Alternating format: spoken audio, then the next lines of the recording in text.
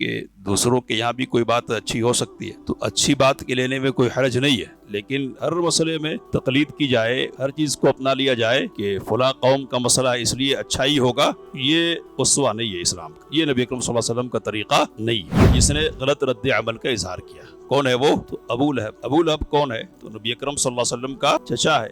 جس نے غلط رد عمل کا اظہار کیا اور سخت الفاظ استعمال کیے نبی اکرم صلی اللہ علیہ وسلم کے لیے، تو آپ نے اس کا جواب نہیں دیا۔ رد عمل کا سامنا کرنا پڑتا ہے داعی کو، اپنے نے جواب دیا ہے تو اپنوں سے بھی غلط رد عمل کا سامنا ہو سکتا ہے۔ داعی کی زندگی میں ہر وقت یہ پوزیشن نہیں ہوتی ہے کہ وہ جواب دے، اور کبھی جواب دینا کیا ہے؟ غلط پیغام کا باعث ہوتا ہے۔ اشہد ان محمد رسول اللہ، لیکن اس کو توفیق نہیں ملی۔ اس سے یہ بات ثابت ہوتی کہ قرآن کیا ہے؟ اللہ کا کلام ہے، اور اس طرح پیشین گوئی کرنا کسی انسان کے بس کی بات نہیں ہے کہ کہہ دے کہ ہلاک ہو گیا تو ہو جائے کوئی، یہ کون کہہ سکتا ہے؟ علم الانسان ما لم يعلم۔ صفا پہاڑی پر کھڑے ہو کر نبی اکرم صلی اللہ علیہ وسلم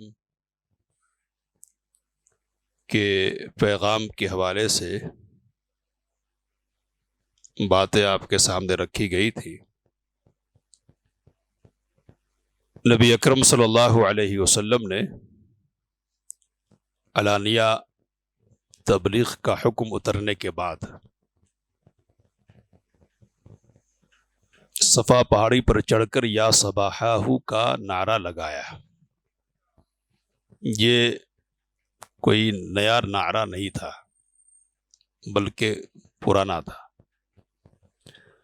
عرب پہلے ہی سے اس قسم کا نعرہ اس وقت لگاتے آ رہے تھے جبکہ انہیں کسی اہم بات کی اطلاع لوگوں کو دینی ہو، کسی ناگہانی حادثہ یا واقعہ سے باخبر کرنا ہو۔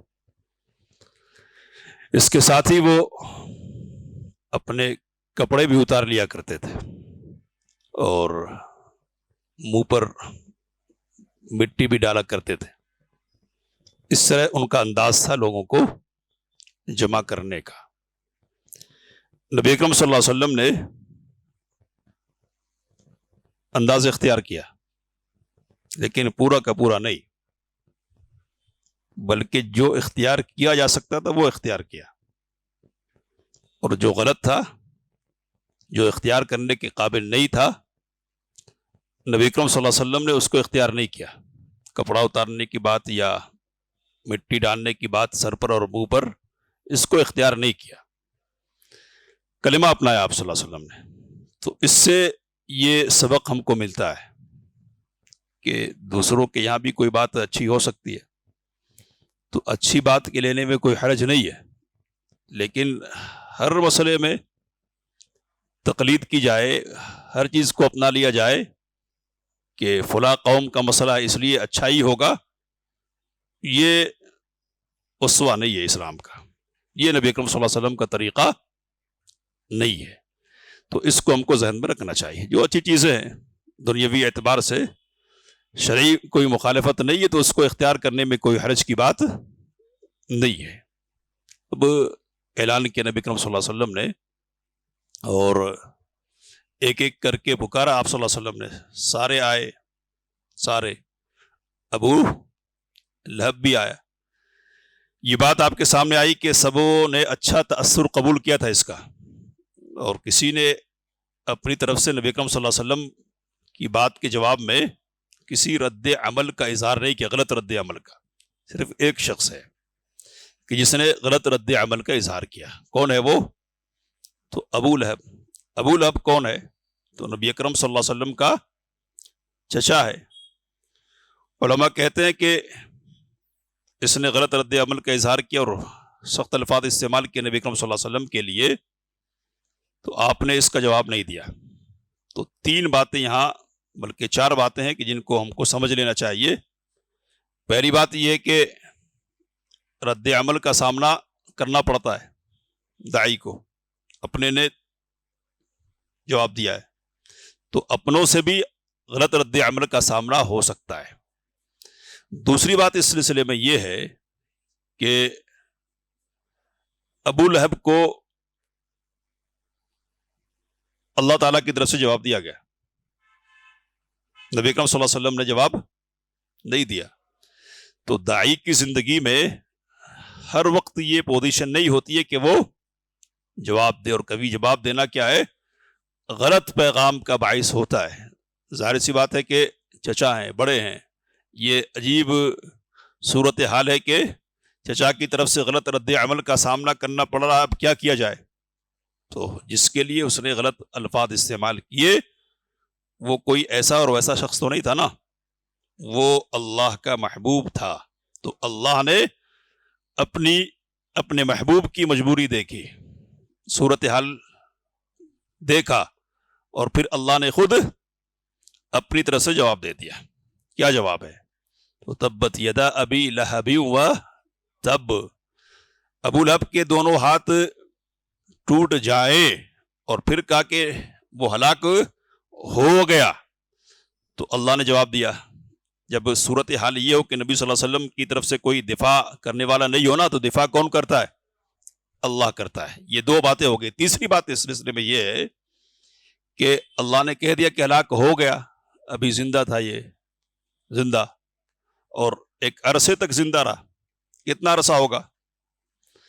تو غزوہ بدر کے بعد اس کی ہلاکت ہوئی ہے. غزوہ بدر کے بعد اس شکست کی خبر کتاب نہیں لا سکا، وہ برداشت نہیں کر سکا، اور عدسیہ نامی بیماری میں مبتلا ہو گیا، اور اسی میں وہ مر گیا. تو کم از کم جو مدت ہے وہ کتنی ہے؟ تو ہم اگر 3 سال ادھر چھانٹ لیں نبوت کی، تو 10 سال نبی اکرم صلی اللہ علیہ وسلم مکے میں رہے ہیں، تو 10 سال ادھر اور 2 سال ادھر. 2 سال نہیں پورا ہو رہا ہو، دوسرا سال چل ہی رہا ہے، تو کم از کم 11.5 سال کا عرصہ تو گزر گیا نا. قرآن نے ایک بات کہہ دی تھی، اور پتھر کی لکیر کی طرح تھی وہ، بلکہ اس سے بڑھ کر کہہ دی ہلاک. تو ہلاک ہی ہوا وہ، اس کو اس بات کی توفیق نہیں ملی کہ نہیں. قرآن کہتا ہے کہ میں ہلاک ہو جاؤں گا نا، میں قرآن کے دعوے کی تردید کرتا ہوں. کس طرح تردید کر سکتے تھے؟ تو اس طرح تردید کر سکتے تھے کہ اعلان کر دیا جاتا کہ اشہد ان لا الہ الا اللہ واشہد ان محمد رسول اللہ، لیکن اس کو توفیق نہیں ملی. تو اس سے یہ بات ثابت ہوتی کہ قرآن کیا ہے؟ اللہ کا کلام ہے. اور اس طرح پیشین گوئی کرنا کسی انسان کے بس کی بات نہیں ہے کہ کہہ دے کہ ہلاک ہو گیا تو ہو جائے کوئی. یہ کون کہہ سکتا ہے؟ اللہ ہی کہہ سکتا ہے. اللہ ہی کہہ سکتا ہے، اس لیے یہ کلام کس کا ہوا؟ اللہ کا کلام ہوا. اور چوتھی جو بات اس سلسلے میں ہے سمجھنے کی، وہ یہ ہے کہ ابو لہب کیوں محروم کر دیا گیا؟ تو حکمت ہوتی ہے. ایک حکمت تو یہ ہے کہ ابو طالب کے ساتھ بھی بات ہے، انک لا تہدی من احببت ولکن اللہ یہدی من یشاء.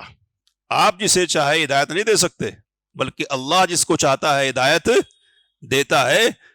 اور اس سے آگے کی بات یہ ہے کہ ابو لہب کے ایمان قبول نہیں کرنے نے یہ بات وعدے کر دی کہ یہ جو دعوت ہے نبی اکرم صلی اللہ علیہ وسلم کی، یہ کوئی خاندانی دعوت نہیں ہے، کسی قبیلے کی دعوت نہیں ہے، اور اس کے پیچھے کسی خاندانی جذبے کی کار فرمائی نہیں ہے. اگر اس قسم کی کوئی بات ہوتی نا، تو اپنے لوگ تو پہلے رہتے تھے، تو ساتھ تو دیا خاندانی بنیاد پر، لیکن ایمان بہت ساروں نے قبول نہیں کیا، بلکہ جس نے سب سے زیادہ ساتھ دیا نا، اسی نے ایمان قبول نہیں کیا. کون؟ ابو طالب. تو یہ ابو لہب ہے، ایمان قبول نہیں کر سکا. یہ علماء کہتے ہیں کہ اس میں یہ واضح پیغام ہے کہ نبی اکرم صلی اللہ علیہ وسلم کی دعوت کیا ہے؟ نسلی دعوت نہیں تھی، خاندانی دعوت نہیں تھی، بلکہ یہ سب کے لیے دعوت ہے، ساری کائنات کے لیے دعوت ہے. جو چاہے قبول کر سکتا ہے، اللہ چاہے کسی کو بھی توفیق دے، اور چاہے تو گھر کے اندر کے فرد کو بھی محروم کر دے.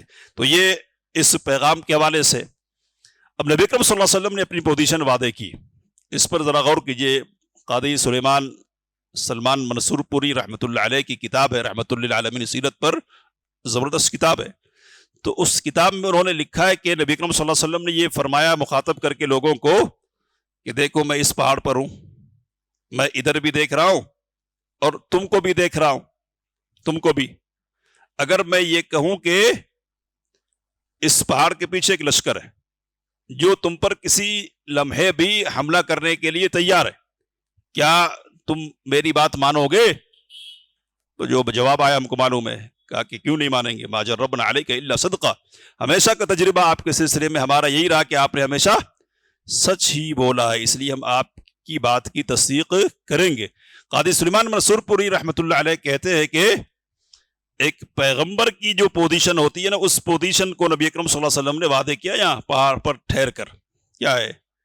تو پیغمبر امت کے افراد سے مخاطب ہوتا ہے، تو ادھر سامنے بھی دیکھ رہا ہے وہ، اور اس پر وحی اترتی ہے تو پیچھے سے بھی اس کا تعلق ہے، پیچھے بھی نظر ہے تو پیچھے دیکھتا ہے اور ادھر پہنچاتا ہے۔ صفا پہاڑی پر چڑھ کر نبی اکرم صلی اللہ علیہ وسلم نے ایک پیغمبر کی جو پوزیشن ہوتی ہے نا، اس پوزیشن کو وعدے کر دیا کہ میں جو دیکھتا ہوں وہ تم نہیں دیکھتے، جو مجھے معلوم ہے وہ تمہیں معلوم نہیں ہے، اس لیے میں تمہیں دکھا رہا ہوں، اور تمہاری یہ ذمہ داری ہے کہ تمہیں جو تمہیں دکھاؤں وہ کیا، اس کو دیکھنا چاہیے۔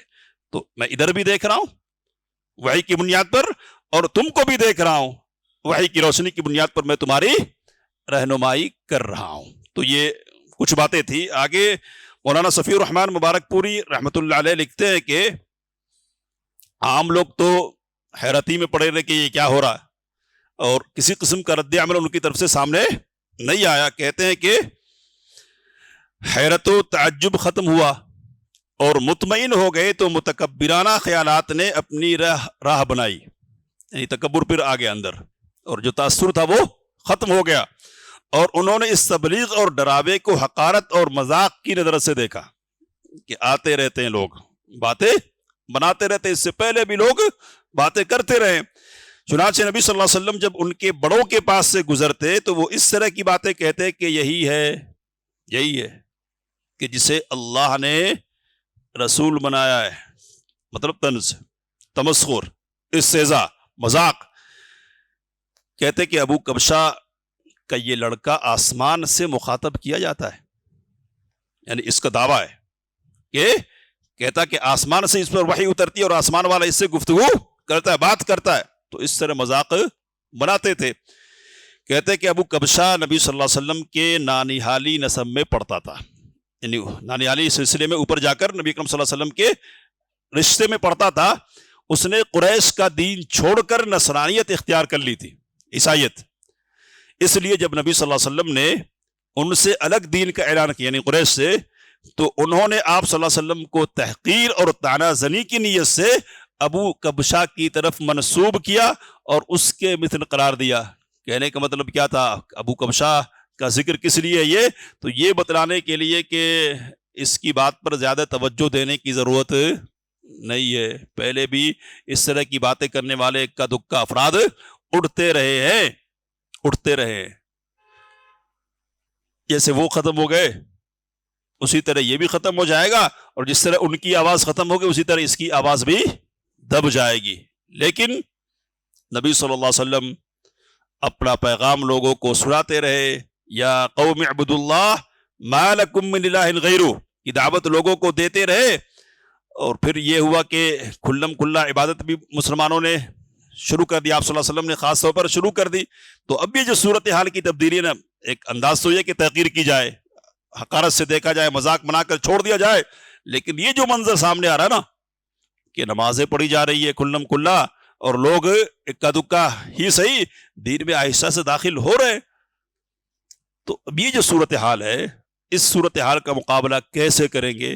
اور عین یہ وہ زمانہ ہے کہ جب حج کے ایام قریب ہیں، تو بات تو باہر کے لوگوں تک بھی اب پہنچے گی، لوگ آئیں گے اور سوال کریں گے کہ یہ جو تمہارے درمیان آدمی پیدا ہوا ہے نا، جو فلاں قسم کا دعویٰ کرتا ہے، اس کی حقیقت کیا ہے؟